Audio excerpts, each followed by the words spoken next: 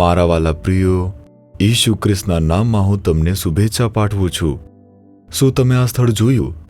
રામનાથ જિલ્લાની અંદર રામેશ્વરમ નામનો એક દરિયા કિનારો છે ને, એક મહત્વપૂર્ણ સ્થળ છે. આ જ વિસ્તારમાં ધનુષકોટી નામનું એક સ્થળ છે અને તે રામેશ્વરમથી થોડા જ કિલોમીટર દૂર આવેલું છે. ધનુષકોટી નામનું. ત્યાં બંને બાજુ સમુદ્ર છે અને વચ્ચેથી શહેર જાય છે. જ્યારે વર્ષ 1964માં આ સ્થળે એક મોટું ચક્રવાત આવ્યું હતું. શહેરમાં સમુદ્રનું પાણી ઘૂસી આવ્યું અને સંપૂર્ણપણે તે નાશ પામ્યું હતું. 1964માં તે બરબાદ થઈ ગયું અને હજારો લોકો તે ત્યાં મરી ગયા હતા, કારણ કે તે રાત્રે બન્યું હતું. લોકો ત્યાંથી ભાગી શક્યા નહીં અને મૃત્યુ પામ્યા. અને તે સમય પછી આ શહેરની અંદર હવે કોઈ માણસ રહેતું નથી. હવે માત્ર પ્રવાસીઓ માટે જ અહીં કેવળ થોડી દુકાનો છે, પરંતુ લોકો અહીં રહેતા નથી. પરંતુ તમે જુઓ, 60 વર્ષ પહેલા અહીં એક મોટું શહેર હતું. શું આ ચર્ચ દેખાય છે? આ એક કેથોલિક ચર્ચ છે. તે દિવસોમાં લોકો અહીં ભેગા થઈને પ્રભુની આરાધના કરતા. અહીં આવું ઘણું બધું ખંડેર જોવા મળે છે. ઘણા ઘરો, ચર્ચો પણ, ઘણી શાળાઓ પણ એવી રીતે જોવા મળે છે. એવી એક દુર્ભાગ્ય એવી ઘટના અહીં બની ગઈ હતી. સારું, આજે પ્રભુ પાસે તમારા માટે શું વચન છે આમ વિચારી રહ્યા છો? ગીતશાસ્ત્ર તેની 72 અને તેની 12મી કલમ. તે ગરીબ અને જરૂરિયાતવાળા લોકોને બચાવે છે, જે તેમને મદદ માટે પોકારે છે. જે જરૂરિયાતમંદ રડે છે તેને તે બચાવશે. જેનો કોઈ મદદગાર નથી તેને બચાવશે. કદાચ તમે વિચારો છો, હું જરૂરિયાતમંદ છું અને મારો પરિવાર તે ખૂબ જ ગરીબ છે. હું કોઈને ઓળખતો નથી, તેથી હું કોઈની પણ મદદ વગર સંઘર્ષ કરું છું. જેવી રીતે હું નમ્ર બની ગયો, તેવી જ રીતે કોઈ પણ મને માન આપતું નથી. શું તમે આમ વિચારી રહ્યા છો? પરંતુ તમારો અવાજ સાંભળનાર, તમને બચાવનાર એક અદ્ભુત પ્રભુ છે. જ્યારે ઈસુ ખ્રિસ્ત આ પૃથ્વી પર ચાલતા હતા, તેઓ યરીખો નામના શહેરમાંથી પસાર થયા હતા અને ત્યાં બર્થેમિયસ નામનો એક આંધળો માણસ હતો.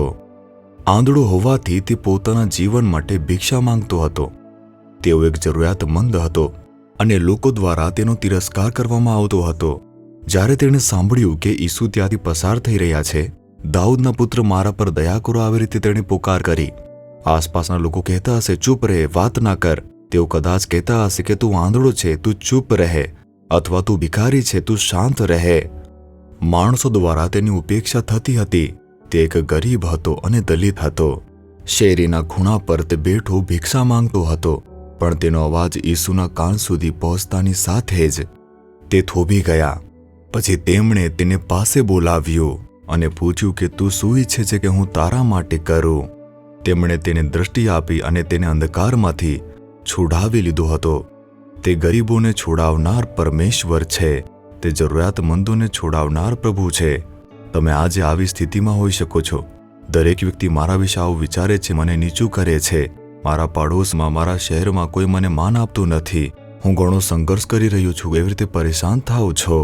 ઈસુ તમારી મદદ કરનાર પરમેશ્વર છે.